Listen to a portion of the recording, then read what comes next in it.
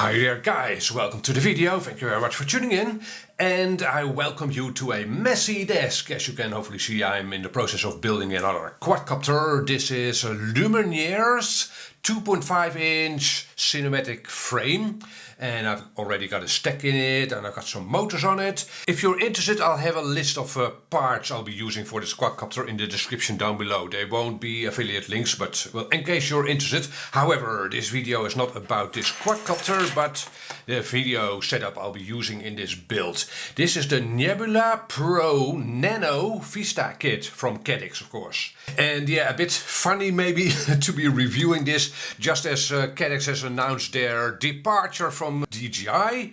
However, they will be selling this camera still in the foreseeable future, in the coming year or years, I suspect. So it is still useful to see if this camera is a good alternative to the regular Nebula Pro, right? This one is a little smaller and lighter. So let's see how this camera performs. So what do you get for your money? Approximately probably the same as the other kits.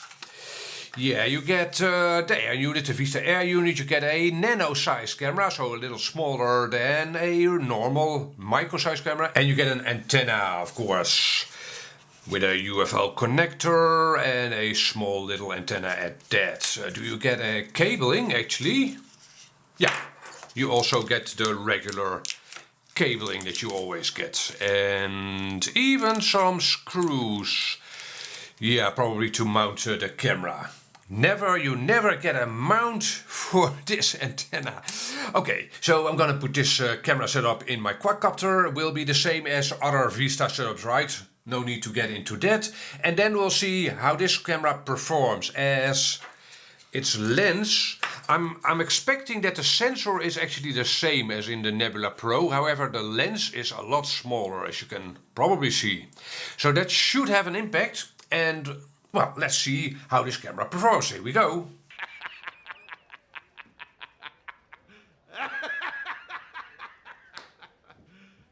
You serious? So guys, I've got two quadcopters here, both CineWhoops, as you can tell, over here on your left. Left? Yeah, on your left we've got a GoPro Silolog 35, and that one has the Nebula Pro camera, a known quantity, right? And over here we've got the Lumenier 2.5-inch self-built CineWhoop with the micro or nano, yeah, nano Nebula Pro. So definitely a smaller lens mostly. And the weather, yeah, you can probably tell from the background. The sun is actually setting, you'll see over there, and there's also a lot of trees, so there will be a lot of shade and some sun. Should be challenging conditions for a camera. Definitely some darker spots as well. So let's actually start with the known quantity, the Nebula Pro. Here we go. Alrighty guys, Nebula Pro liftoff. And oh, yeah, I should have done more tuning on a quadcopter.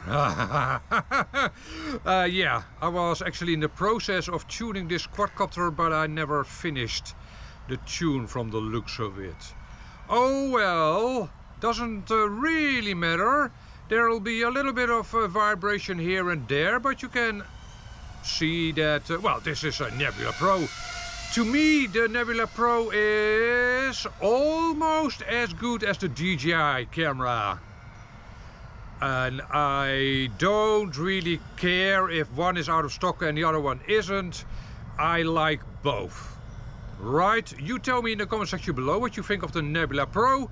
But I think it's fair to say that most people are okay with buying Nebula Pros. There's no major downsides to the Nebula Pro. Nicely detailed image. Yeah, the major difference probably between the Nebula Pro and the DJI camera is the color handling. Sometimes the Nebula Pro shifts from one color space to the next, it seems. I don't really care. I'm not recording HD video with my FPV camera anyway. Damn, that quadcopter flies really weird. What have I done with the tune of this quadcopter? Yeah, I've put the latest beta flight on this quadcopter and haven't really finished the setup yet. But it flies pretty well. It actually feels like it's flying in auto level mode. Really, really weird. Oh, also I'm flying a new radio. Maybe that's part of the difference as well. I just got me a Radio Master, the latest version of their TX16 Pro Max. Yeah, okay. Alright, so, well, you tell me, what do you think? Nebula Pro, known quantity, nice camera in my humble opinion. Let's set it down and then we'll switch to the Nano Nebula Pro.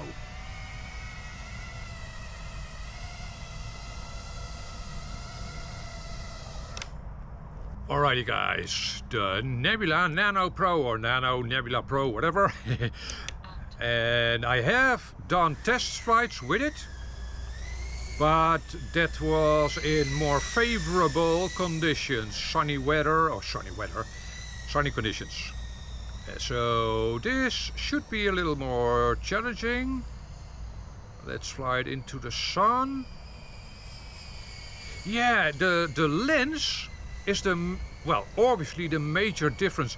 The way it breaks up that sunlight that you just saw, and I wonder if that's visible in the DVR recording, but that was different. Nothing, well, it's not really better or worse, but yeah, I can see from the light in the lens that the shape or the complexity of this lens is different. And other than that, yeah, again, my suspicion is that the sensor is the same, and this quadcopter flies a lot better, by the way. Haha! Self-built quadcopter to the win.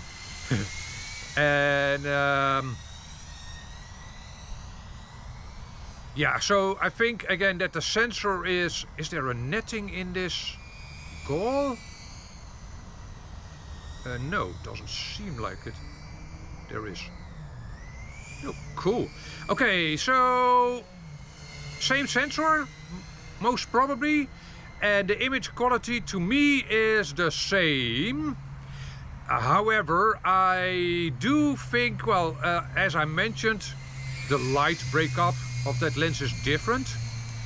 Flying into the sun is actually, I must admit, a little more difficult. I see less than with the Nebula Pro.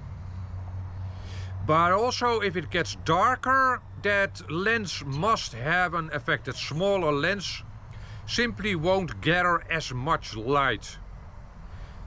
Now, is that really important? Most people will be flying daytime with their FPV quadcopters. But if you fly in the evening regularly, then the normal Nebula Pro will be your better choice. So, however, in this review, I hope to show you whether, in case the Nebula Pro isn't in stock, for instance, or in case the Nebula Pro is far more expensive, which can happen, is this Nano version worth your trouble? Worth your money and time and effort and such? And I think it is. Unless you often fly in dark conditions. And I don't mean at night, but evening like. Like this, in the shade, it's fine. I have no issues with this camera whatsoever. So, to me, this is definitely, it's also a little bit lighter, of course, but I think the most important issue with these DJI cameras now is availability and pricing. And if you're stuck, if you can only get these, the Nano versions, or if they are far cheaper, definitely a good choice. I wouldn't say no. Damn, this quadcopter flies well. I just built me this quadcopter, right? And I had only flown it in windy conditions. This is the first time I don't have windy conditions with this quadcopter. And it flies nice. I'm not really a fan of sub 3-inch quadcopters, but this one by now, pretty nice. Obviously easier to take with you, a 3-inch.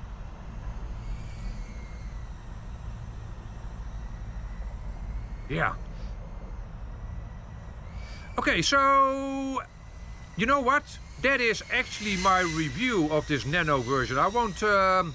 I don't think I have to make this video any longer.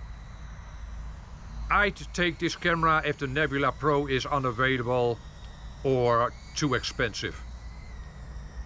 Yeah, that's my verdict on this camera. No issues whatsoever. I can hardly see any difference. And that's it. I hope this video, this short little review, helped you out. If you are left with questions, hit me up a comment down below. Oh, also, in case I neglected to say it, all specs are more or less the same. So this is a 120 frames a second camera. There's no extra lag or anything.